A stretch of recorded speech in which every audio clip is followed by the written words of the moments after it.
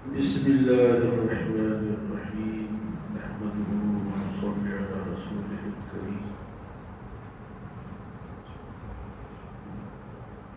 اللہ تعالی مسبب الاسباب ہے اللہ تعالی مسبب الاسباب ہے ہر چیز کا وجود اور عدم نہ ہونا ہونا اور نہ ہونا اللہ تعالیٰ کے قبضہ قدرت میں ہے ہر چیز کی کیفیت خاصیت اس کی تاثیر کا ہونا اور نہ ہونا بھی اسی کے اختیار میں وہ مسبب الاسباب ہے کائنات کے اسباب اسی کی مخلوق ہیں اور اسباب کی سببیت بھی اس کی مخلوق اور اس کی مشیت کے تابع ہے دنیا کی کوئی چیز اپنے ذات میں مؤثر نہیں نہ لطف و ثواب نہ قہر و عذاب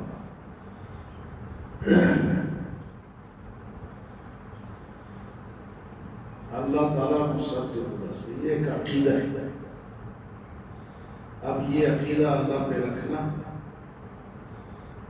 یہ ہر مسلمان کے لیے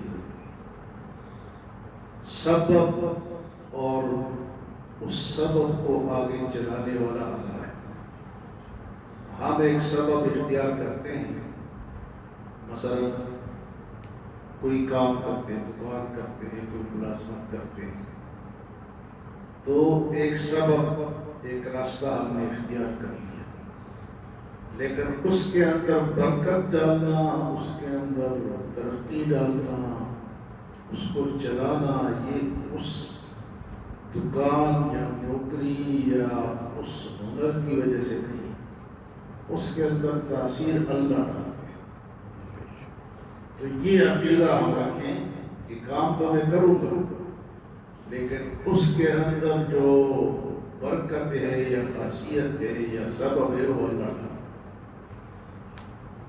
کئی ایسی چیزیں ہیں کہ وہ لوگوں نے اختیار کی لیکن وہ کام ہوا نہیں مثلا اسماعیل علیہ السلام کو ذبح کیا جا رہا چھری گردن پہ رکھی ہوئی ہے چلا رہے ہیں ابراہیم علیہ السلام لیکن اب چھری کام نہیں کر رہی چھری کا کام ہے کاٹنا لیکن یہ کاٹنے کا جو سبب ہے یہ اللہ نے اس کے اندر رکھا ہے اللہ نے حکم دے دیا کہ وسطو نے ابھی یہ اسٹیج یہ کام نہیں کرنا تو وہ چھری کام نہیں کرتا سبب تو اختیار کر لیا کہ ذبح کرنا ہے یہ سبب ہے لیکن جس ذات میں اس کے اندر خاصیت ڈالی ہے وہ اللہ ہے دکان ہم نے ڈال دی لیکن اب یہ نہ سمجھے کہ دکان کے اندر یہ کام چلے گا دکان یہ کام کر کے دے گی ٹائم بھی دیں گے سب کچھ کریں گے لیکن اس کے اندر برکت اور خاصیت اللہ ڈالے نوکری ہم نے کر لی تو ہم سمجھتے ہیں کہ نوکری کی وجہ سے یہ کام ہو رہا ہے نوکری کی وجہ سے نہیں ہو رہا اس کے اندر برکت اور خاصیت اللہ ڈالے ابراہیم علیہ السلام کو آگ میں ڈالا گیا تو اب آگ کا کام کیا ہے جلانا تو وہ جو خاصیت جلانے کی ہے وہ اللہ نے واپس دے اب آگ ہے لیکن جلا نہیں رہی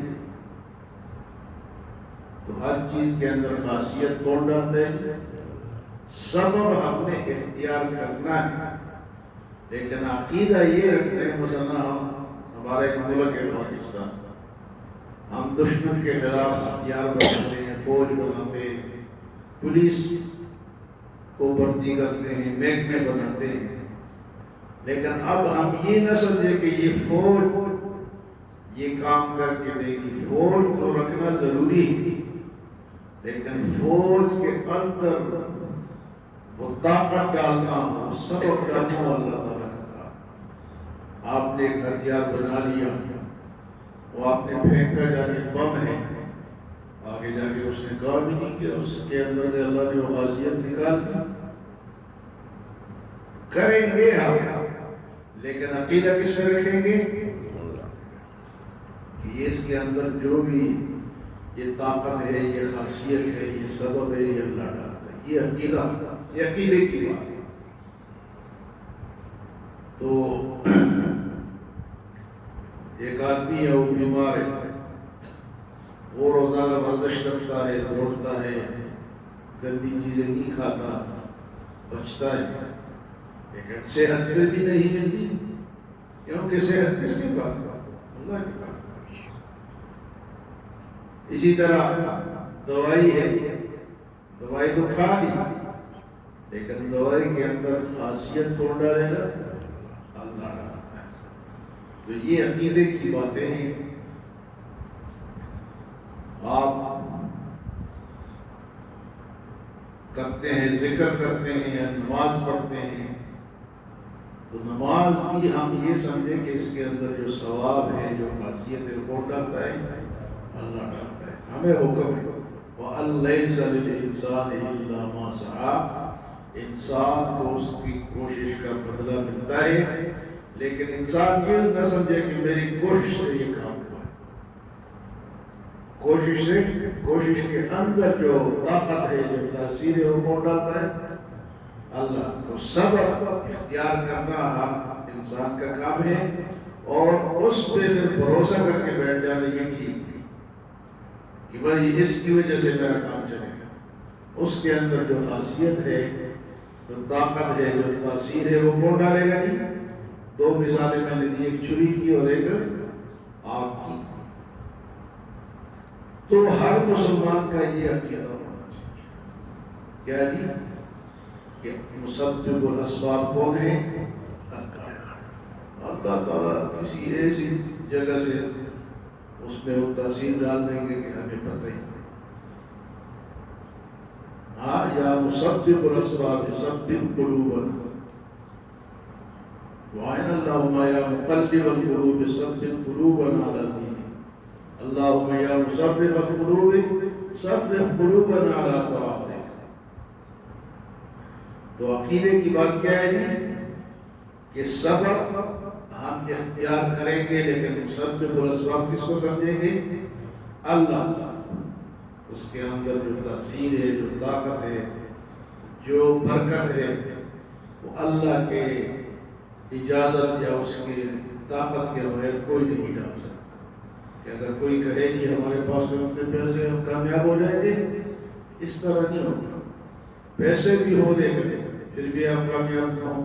پیسے نہیں اور اللہ کامیاب کر دی. جو ابھی ہمارے انڈیا سے جنگ ہوئی ہے، اتنا بڑا ملک ہے انڈیا، ہم کیا چیزیں اس کے ساتھ.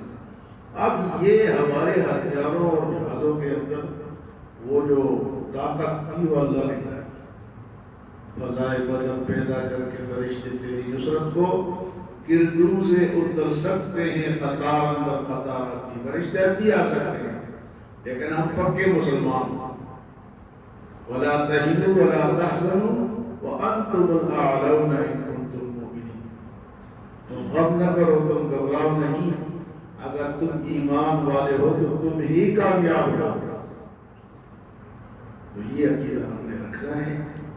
عقیدے کی باتیں بھی ہر بندے کو پتہ ہونا چاہیے کہ سبب میں اختیار کروں گا، لیکن مسبب الاسباب اس چیز کو نہیں سمجھوں گا. مسبب الاسباب کون ہے؟ وہ اللہ تعالیٰ ہے.